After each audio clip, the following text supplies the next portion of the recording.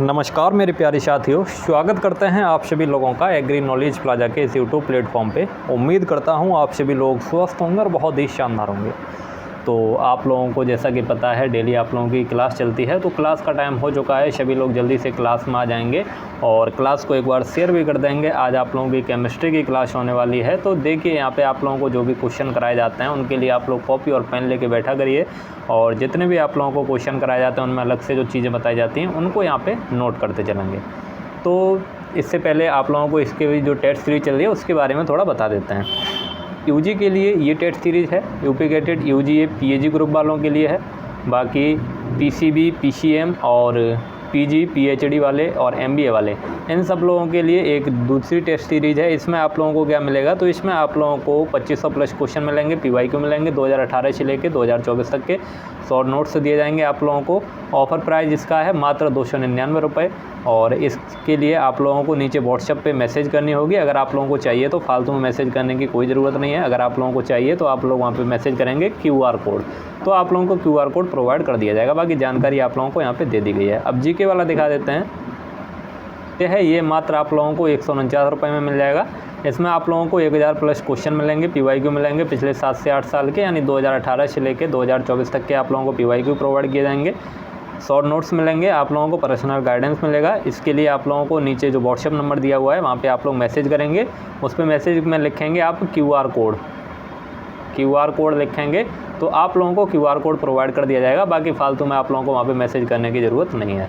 तो चलिए अब अपनी क्लास को शुरू कर लेते हैं। क्वेश्चन कर लिए थे, इसका PDF भी आप लोगों को उसी जो पेड बैच बना हुआ है वहाँ पे आप लोगों को इसका PDF भी प्रोवाइड कर दिया जाता है। ये जो PDF है ये भी आप लोगों को आज प्रोवाइड कर दिया जाएगा।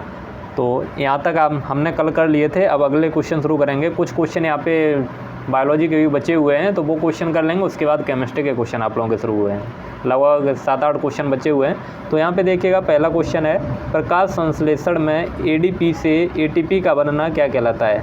प्रकाश संश्लेषण यानी आप लोगों को जैसा कि बोला था मैंने कि यहाँ पे इंग्लिश के टर्म भी यूज करेंगे। तो फोटोसिंथेसिस की जो प्रोसेस होती है उसमें ADP से ATP का बनना क्या कहलाता है। फोटोसिंथेसिस में ADP से एडेनिन डाइफॉस्फेट से एडेनिन ट्राइफॉस्फेट का बनना क्या कहलाता है। तो यहाँ पे इसको फोटो फॉस्फोरिलाइजेशन बोलते हैं। क्या बोलते हैं? फोटो फॉस्फोरिलाइजेशन। हिंदी में इसको प्रकाश फॉस्फोरीकरण बोलते हैं। अगला क्वेश्चन देखिए, अगला क्वेश्चन है, क्लोरोफिल A का फॉर्मूला क्या होता है। What is the formula of chlorophyll A। तो क्लोरोफिल A का फॉर्मूला होता है C55H70। यहाँ पे C55H70 नहीं होता है, C55H72 कर लीजिए यहाँ पे, क्योंकि यहाँ पे इसका क्लोरोफिल A का फॉर्मूला C55H72 O5N4Mg होता है। H70 किसका होता है, तो H70 जो है वो क्लोरोफिल B का होता है। क्लोरोफिल B का फॉर्मूला लिखेंगे आप, तो क्लोरोफिल B का क्या होता है, C55H70 O6N4Mg। यानी ये जो आप लोगों का पहला ऑप्शन लिखा हुआ है, इसमें अगर N की जगह आप लोग N4 की जगह O5 की जगह अगर O6 कर देते हैं तो आप लोगों का क्लोरोफिल B का बन जाएगा।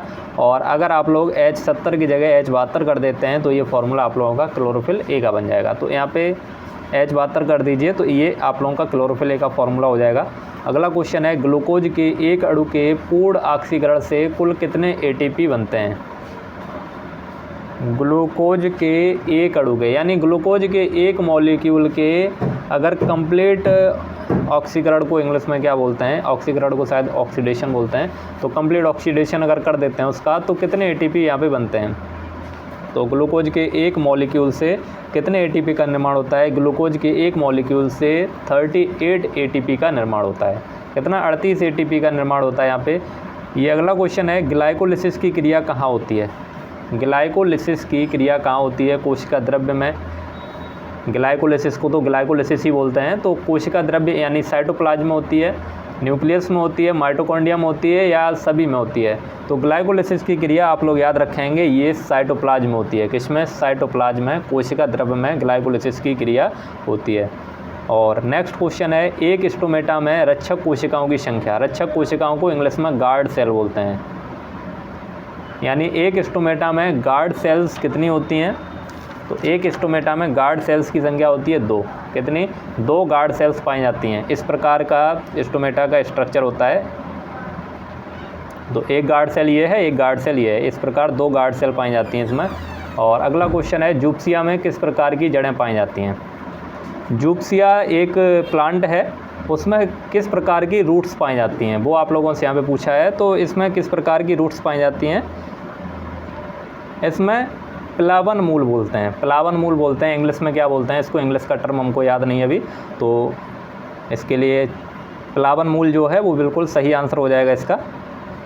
और अगला क्वेश्चन देखिए, प्लावन मूल को शायद फ्लोटिंग रूट्स बोलते हैं। फ्लोटिंग रूट्स यानी प्लावन जो तैरने वाले होते हैं, फ्लोटिंग रूट्स, आप लोग इसको देख लीजिएगा, फ्लोटिंग रूट्स बोलते हैं इसको। अगला क्वेश्चन देखिए, अरबी, जिमीकंद, केसर और कचालू, ये किसके एग्जाम्पल हैं? अरबी, जिमीकंद, केसर और कचालू जो हैं ये किसके एग्जाम्पल हैं? तो देखिए, प्रकंद को इंग्लिश में राइजोम बोलते हैं, इसको घनकंद जो लिखा है इसको इंग्लिश में कॉर्म बोलते हैं, कंद को ट्यूबर बोलते हैं। तो अरबी, जिमीकंद, केसर और कचालू जो हैं ये किसके? कॉर्म के एग्जाम्पल हैं। किसके? कॉर्म के एग्जाम्पल हैं, यानी घनकंद जो है या कॉर्म, इसका आंसर बिल्कुल सही हो जाएगा। राइजोम के क्या क्या एग्जाम्पल होते हैं? तो राइजोम का जो आपका जो अदरक होता है, अदरक जो है ये राइजोम का एग्जाम्पल होता है, जिंजर बोलते हैं इसको। अगला क्वेश्चन है, बैक्टीरिया क्या है? बैक्टीरिया क्या है? पादप है, जंतु है, निर्जीव पदार्थ है या ए एंड बी दोनों है? यानी प्लांट है, एनिमल है या नॉन लिविंग मटेरियल है या ए एंड बी बोथ, यानी प्लांट और एनिमल दोनों है। तो बैक्टीरिया क्या होता है? बैक्टीरिया आप लोगों को पता होगा, बैक्टीरिया किस में रखा गया है? तो बैक्टीरिया प्लांटी किंगडम में रखा गया है, प्लांटी किंगडम में रखा गया है। तो ये क्या होता है? ये प्लांट होता है। और नेक्स्ट क्वेश्चन है, वायरस किससे बना होता है? वायरस जो होते हैं वो किससे मिलकर बने होते हैं? तो virus RNA plus protein, virus जो हैं भी आरएनए प्लस प्रोटीन से मिलकर बने होते हैं। अगला क्वेश्चन है, निम्न में भूरे शैवाल का उदाहरण है। शैवाल को इंग्लिश में क्या बोलते हैं? तो शैवाल को इंग्लिश में एल्गी बोलते हैं, यानी ब्राउन एल्गी का एग्जाम्पल कौन सा है इसमें? तो ब्राउन एल्गी का एग्जाम्पल है लेमिनेरिया। कौन सा? लेमिनेरिया जो है ये ब्राउन एल्गी का एग्जाम्पल है। और अब देखिए, अब आप लोगों के यहाँ पे जो बायोलॉजी के क्वेश्चन है वो समाप्त हो चुके हैं। अब केमिस्ट्री के क्वेश्चन शुरू करते हैं। तो केमिस्ट्री में आपका फर्स्ट क्वेश्चन है, ब्रांस्टेड अम्ल होता है, ब्रांस्टेड अम्ल यानी ब्रांस्टेड एसिड जो है वो क्या होता है? ये जो है ये इलेक्ट्रॉन को ले, वो उसको बोलते हैं जो इलेक्ट्रॉन दे, प्रोटॉन ले या प्रोटॉन दे। तो जो प्रोटॉन को देते हैं, प्रोटॉन को देते हैं उनको ब्रांस्टेड एसिड बोलते हैं। अगला क्वेश्चन देखिए, अगला क्वेश्चन है, ग्लोबर लवण का सूत्र क्या होता है? ग्लोबर लवण यानी ग्लोबर साल्ट का सूत्र क्या होता है? तो इसका फॉर्मूला होता है, ग्लोबर लवण का फॉर्मूला क्या होता है? तो Na2SO4.10H2O, Na2SO4.10H2O इसका फॉर्मूला होता है। और ये CuSO4.5H2 इसको क्या बोलते हैं? इसको नीला थोथा बोलते हैं, नीला थोथा का फॉर्मूला पूछे तो ये होता है। और अगला क्वेश्चन देखिए, तो अगला क्वेश्चन है, सक्सिनिक अम्ल का IUPAC नाम क्या है? सक्सिनिक एसिड जो होता है उसका IUPAC नेम क्या है? तो इसका IUPAC नेम होता है, इसका फॉर्मूला क्या होता है? तो फॉर्मूला होता है C4H6O4। इसका IUPAC नाम पूछा है तो ब्यूटेन 1,4 डाइओइक अम्ल, बी ऑप्शन इसका बिल्कुल करेक्ट हो जाएगा। और नेक्स्ट क्वेश्चन देखिए, नेक्स्ट क्वेश्चन है, एथेनॉल का समावयी होता है। एथेनॉल का समावयी होता है, तो एथेनॉल के समावयी कौन होता है? यानी इसके समान जो है डाई एथिल ईथर। कौन सा? डाई एथिल ईथर इसके सेम होता है। इसका फॉर्मूला क्या होता है? तो फॉर्मूला होता है C2H6O। अगला क्वेश्चन देखिए, अमीनो अम्ल में कौन सा समूह पाया जाता है? अमीनो अम्ल यानी अमीनो एसिड जो होता है उसमें कौन सा ग्रुप पाया जाता है? तो अमीनो एसिड में आप लोगों का COOH और NH2 दोनों ग्रुप देखने को मिलते हैं, COOH और NH2 दोनों ग्रुप देखने को मिलते हैं। इसका डी ऑप्शन करेक्ट हो जाएगा, A एंड B बोथ। यहाँ पे NH2 की अपेक्षा COOH की संख्या अधिक होती है अमीनो अम्ल में। अगला क्वेश्चन देखिए, अगला क्वेश्चन है, कोल्बो क्रिया में पोटेशियम सक्सिनेट तथा और क्या देता है?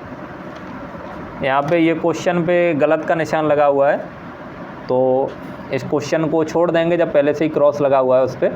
तो अब नेक्स्ट क्वेश्चन है, आवोगाद्रो संख्या का मान क्या होता है?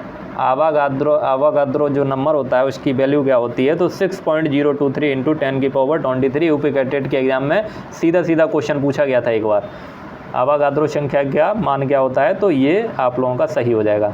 अगला क्वेश्चन है, किसी तत्व के एक परमाणु के निष्कर्षण से परमाणु का मतलब कोई एलिमेंट है उसमें एक परमाणु एक एटम का अगर निष्कर्षण कर देते हैं यानी उसको निकाल लेते हैं तो परमाणु पे यानी एटम पे क्या प्रभाव पड़ेगा?